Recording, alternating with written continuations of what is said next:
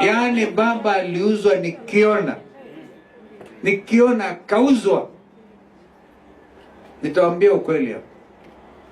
You know, wakili is very smart, but I'm going to tell them this one. Kuna ingine ile ya backdoor, lakini nitawaambia.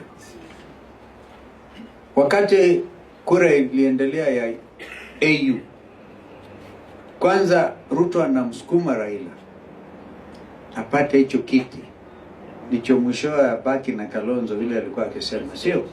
Lakini hakujua jinsi ya kufanya hiyo kazi. Wakaenda wakafanya, because unajua hicho kiti sio Raila ama Ruto, hicho ni kiti cha Kenya. So itakuwa Kenya iko na candidate, Djibouti ilikuwa na candidate. Sasa kumharibia baba, Ruto anaenda kuwaonga mama president. Anaambia ameleta kisirisiri, kila mtu apatiwe president wa hapa $1 million. $1 million. Marais wakaangalia bure huyu analeta kuonga president. Hai?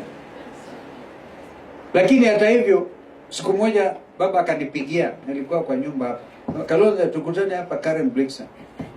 Tukakutana hapo. Kanambia nataka tu sikilize hii simu. Wewe usiongee, sikiliza tu simu. Baba anapigia Ruto. William, mimi ninaona hivi. Majenzi alikuwa amemvinyilia Ruto. Si mnakumbuka? Yes. Mpaka akavunja cabinet. Sasa alikuwa anataka kuunda cabinet ingine na alikuwa anataka baba amsaidie. Baba akamwambia William, sisi Azimio tunataka tufanye national convention. Tukishakubaliana, we shall give you our names. William Ruto akamwambia, ala, hiyo sio ile tulikubaliana jana na Junet na